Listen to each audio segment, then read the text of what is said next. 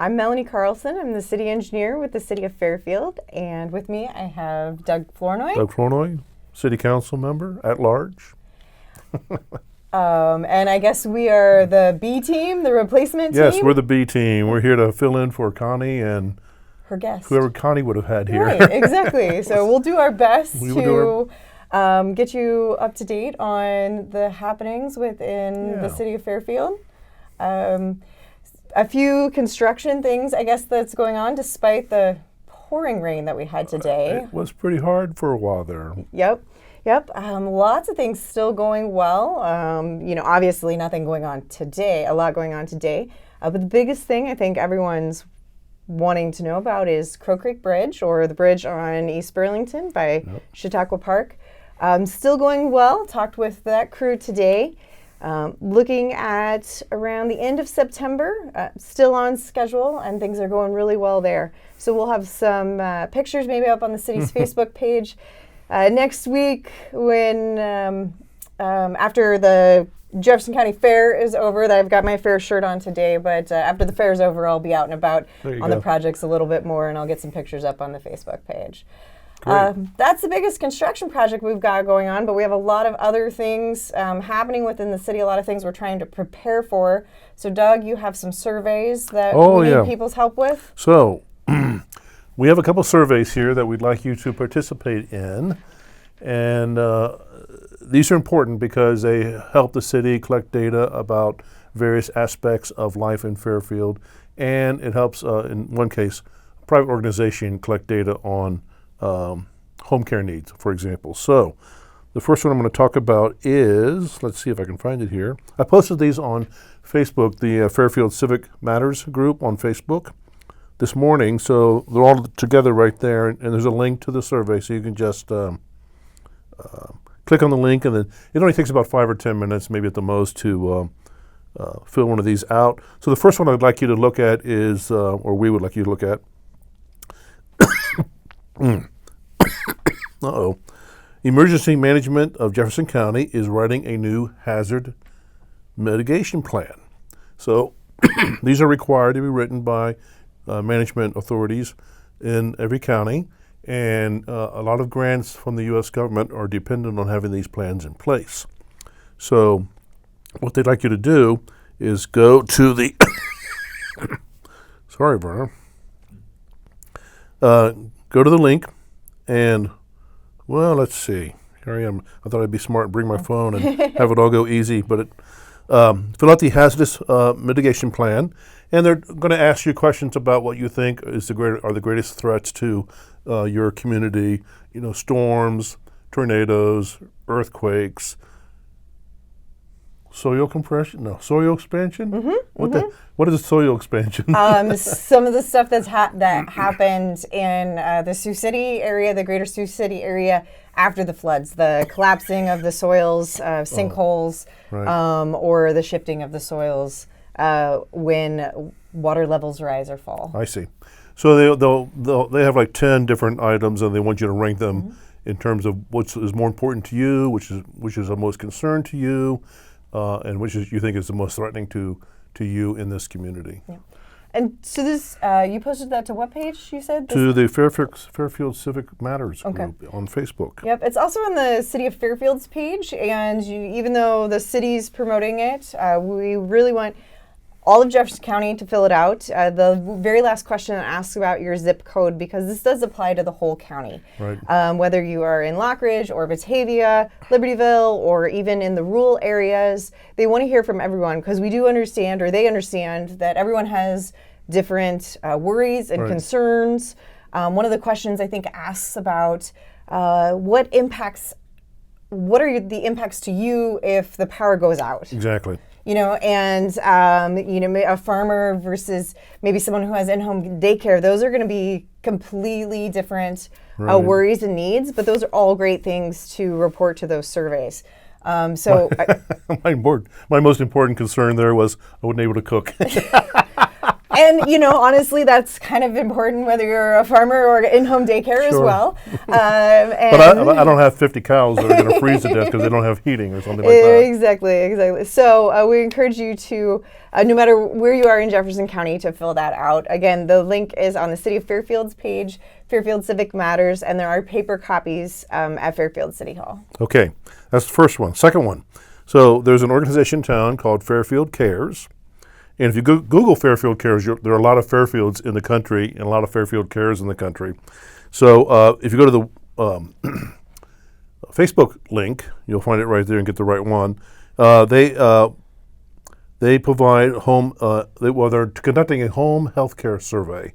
So as our residents age in Jefferson County and in Fairfield, more and more people need assistance while they're still living at home. So if you are a resident of Jefferson County and you are currently or in the last 5 years have needed skilled or unskilled caring assistance, then they would like you to fill out this survey. So I didn't fill out this survey because I don't fall into that category.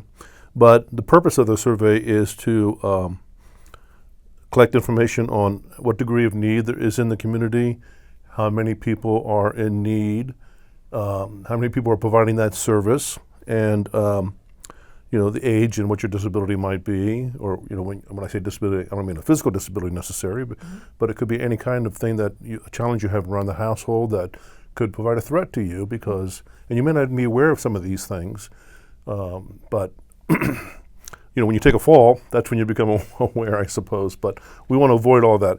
And what Fairfield Cares will do with this data, which will be anonymous, is they can use that information to apply for grants and support more home care in the city of Fairfield.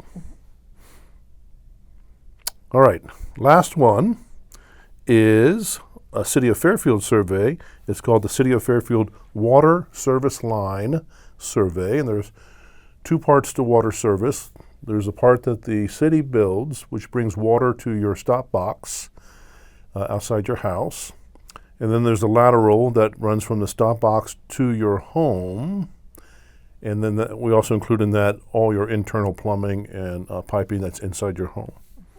And the purpose of this survey is to meet Environmental Protection Agency's recent request to collect data. Requirement. Okay, thank you. So they can, they're going to make changes to drinking water regulations that require water systems to identify all materials used in the water delivery system, right? Yep. And so they're going to write new standards. Is that right? Yeah. And the goal of these changes is to identify and remove all lead pipes in the drinking water system. So I'm sure everybody is aware, or most are aware, that lead in water, lead in paint, those kinds of sources are bad for children's development. So we want to identify those sources and get rid of them.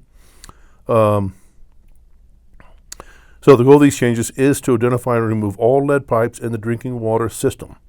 Water systems like the Fairfield Waterworks must identify all construction materials used in both the supplier's and the customer's side of the water meter. So we need your help to identify what's inside your home in terms of the kinds of pipes you have. So I did the survey this morning, and my home is relatively new. It's only 30 years old, and I have all copper and PVC, polyvinyl chloride. But there are things like brass and galvanized steel. Yeah. And what's the other one? Lead. There can be lots of forms of plastic. Okay. There's lots of combinations, and so the survey does only allow for, I think the two most. It asks you what's your primary service material and what's your secondary service material. Okay. I think maybe there's a question in there. Are you aware of there being any lead in your system? Right. So as Doug mentioned, this is a requirement from the EPA, Environmental Protection Agency, of federal law coming down to all of the states and all of the water systems. And if you're watching this and you're not in Fairfield City, or you do not have Fairfield Water, you've probably gotten a letter from Rapid Rural Water or Wapello Rural Water as well, asking you for this. So everyone's going through this, every community. And we are required to report everything from the water main to your faucet, basically. Right. So even though, I'll say this, so city code says what you as a homeowner own, and I know this is often comes up, particularly when someone has a leak or a damaged stop box, is, what does a homeowner own? So we'll use this, I guess, as a good idea. Discussion point. And this is written in our city code. I don't know the section off of the top of my head, but we can answer that for you at another time.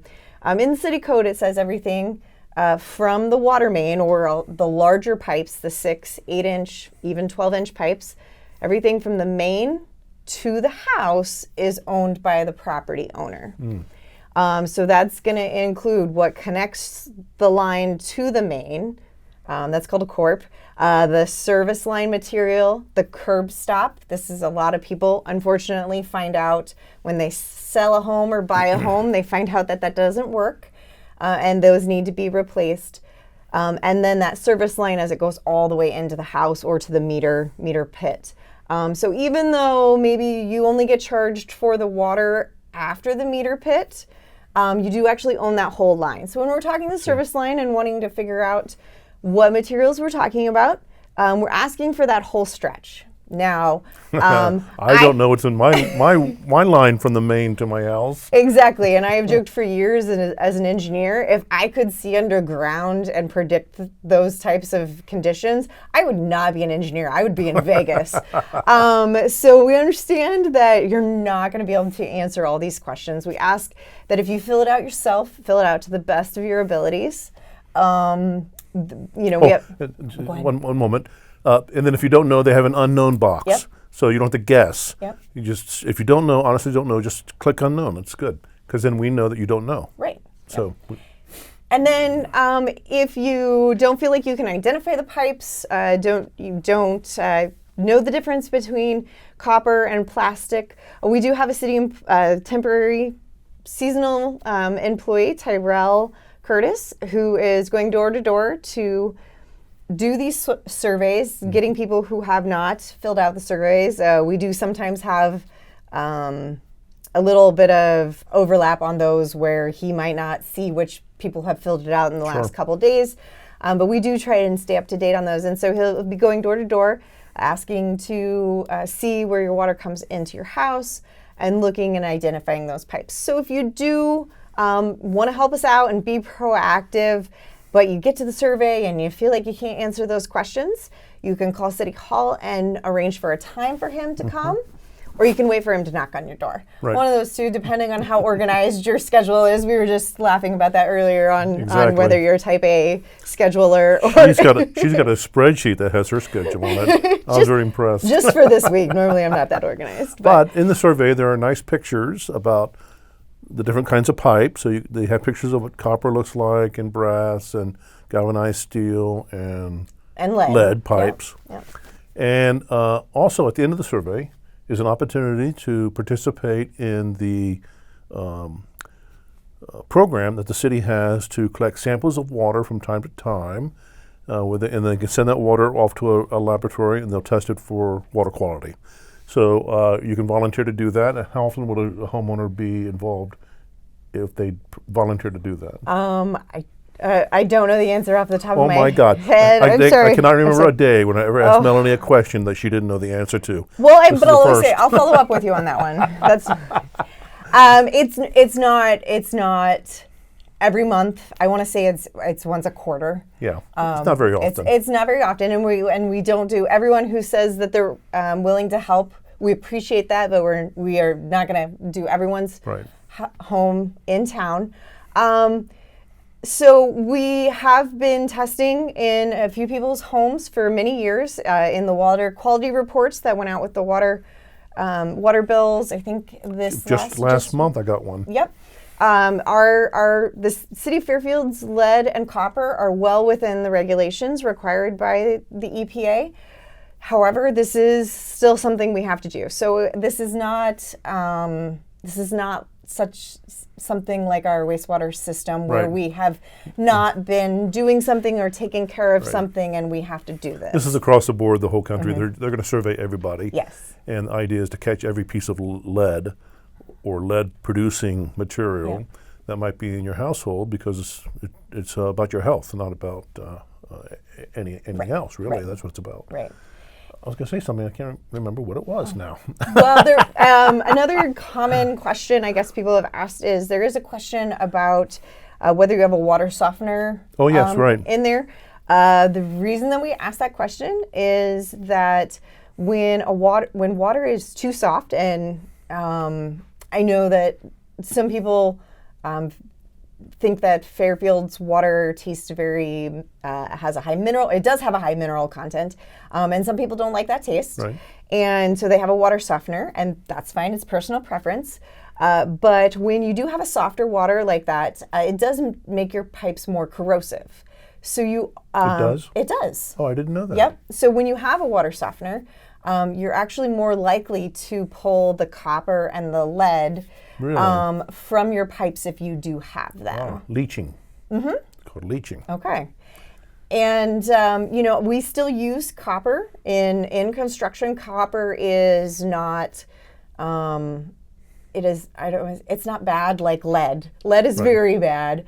Copper, they're regulating at this point. Maybe they're studying it at. I think there are other areas of the country that are much worse off, and they have it in their source water, and so any amount that comes from the pipes, then they worry about it. Right. Any mineral in excess would be unhealthy in all likelihood. Yeah. So it's just a matter of what rises to the top first. So right now, lead is the most important thing. At least we've talked about that here in Fairfield, but and our lead levels are low. I did see the water report. It did say something about lithium. That surprised me, that lithium was high. Okay. Are we like in excess of the norms, or can you tell me? No, I can't answer that either, Doug, man. Two hard questions that I can't answer. But I today. do know all of our PFAs, Yeah. the forever chemicals, the polyfluorinated alkyl I call them PFAS. organic compounds. Anyways, they tested for 25 or 27 of those, and everything was below detection limit. Right. So there's no concern about PFAs or the so-called forever chemicals that are used everywhere, much more extensively than I ever imagined, from nonstick pans to clothing. Okay. So, but you have no concern about that, because if you get your water report and get the analysis in there, it'll show you right there that they tested for all of those things. Yeah.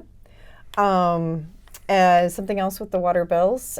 City Hall was closed for a little bit yesterday for staff to get some training on electronic billing and some new payment methods. Oh yeah, great. Yeah, so not quite there, not quite ready to roll it out. I guess they had problems all morning I'll bet with they it. did, So yeah. there's a reason why we take some time in rolling these out, making sure that we get it right the first time, or close to right the first time. And so we're still working on it. But as we said when we rolled out the new billing software about a year ago, that with the new billing software we'd have the opportunity for online payments and some and different options that we haven't had in the past. So we're going to go paperless? I believe that's going to be an option, but there will still be an option for paper bills for those who want that as well. The city clerk and the billing clerks will know much more information about that. Right. But they are starting to work on it. Again, they had training on that So on Thursday. even if you go paperless, you'll have an account where you can go in and log in and see what your usage is. That's my understanding. Or you might get an email. But I'm the engineer, and Not the IT they guy? don't. No, they don't trust me with some of those things. They leave me to the bridges. More information to come on Right, that. exactly. More information to come. But they're starting to work on it. Yes. And it'll be exciting, because I love to see us have the option to go paperless. Yep. And then, I'll often include mailings inside the water bills about other things. So we'll have to figure out a way to get around that, right? Yeah. Maybe email or Well, we have Facebook still, and we have the webpage Right. for the city. Yeah, and one thing that we're kind of struggling with, but we really appreciate Werner having this community dialogue, Yeah. is local radio stations changing. And Yes. I know that's a wonderful way for people to get information about everything going on in the city, but that was a discussion we had internally Right. just this last week of finding different ways to communicate with the citizens Well- and meeting them where they are. That is a super big challenge. Mm-hmm. People might not realize how hard it is for the city to contact all the residents and get them informed. In part because the paper isn't widely circulated. Not everybody uses Facebook. We don't have a Twitter account, but there's so many different ways of communicating that it's hard for us to reach people. Yep. So we're doing the best we can. I don't know what the solution to that is, Yeah. except to try and hit on every one of those most popular social media accounts. Yeah. So right now we're doing Facebook. And we're one short with the radio. I mean, Yeah, it now we was lost the kind of it radio. was kind of one of our go-tos for getting some It was, information out yeah. there. So we're kind of regrouping a little bit on that. Yeah. So Well, maybe what a Twitter account for a the city. Twitter account or Then what's that it raises called? all kinds of other issues with the Facebook city website. We had to write a whole policy about that and tell people what they You could need and more couldn't meetings, do. though, don't you, Doug? Oh, yes, I definitely do need more meetings. What other I'm not up to a spreadsheet yet like you are. what other meetings do you have coming up? Oh, my God. We have property committee coming up on Monday. Okay, So there you have Monday or Tuesday? Tuesday. Did I say Okay, Monday? you said Monday. at It's Tuesday. noon. Okay. City Hall. We will be looking at, if I can remember the agenda, the Resilience Action Committee, their buildings subcommittee, has asked the city to look at AUDs, Auxiliary dwelling units. I said AUD, but it's ADU. Okay. Yeah, auxiliary dwelling Auxiliary units. dwelling units, which could be a standalone home, small home, 700 square feet, or We're in the very We don't know early, yet. we're in the very early stages. And I mean, I wanted to talk about this because we've actually received quite a few calls in the planning department after people have watched the council meeting. We really appreciate people who have watched that's the great. council meeting. So we're very early planning stages. We had some citizens come to city council, through the Resilient Action Committee, wanting to look further into these auxiliary dwelling units. AARP has some guidelines for them that might be, as well as this committee has several other cities in Iowa that do this. So we're going to be looking at their ordinances, but yeah, it could range anything from 700 square feet to converting a garage into an ADU, or adding an apartment on top of a garage, or turning your basement into an ADU. So basically, an ADU would be a location on your property that has a separate address and a separate entrance. Yeah.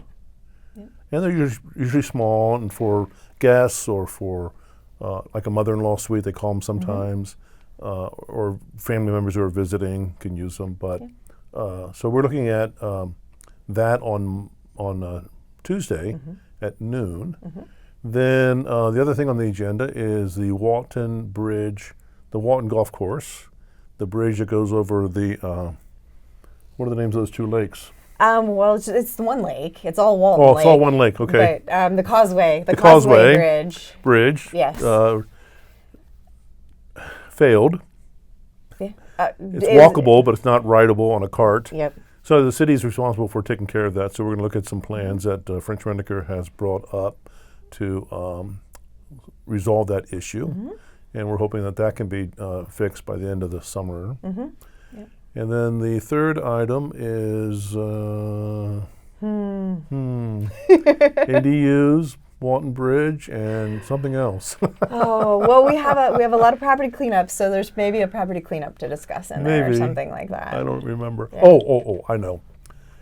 So the city is acquiring properties now that we're a little bit more active in our ordinance enforcement. And when we say acquiring properties, this one was actually given to the city by the resident who just couldn't survive in that environment anymore. I mean, the house was just unlivable.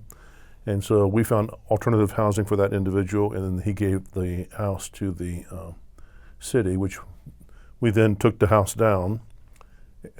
And so now the city has to develop policies for developing that property. So we'd like to turn it over to a private contractor who will develop it.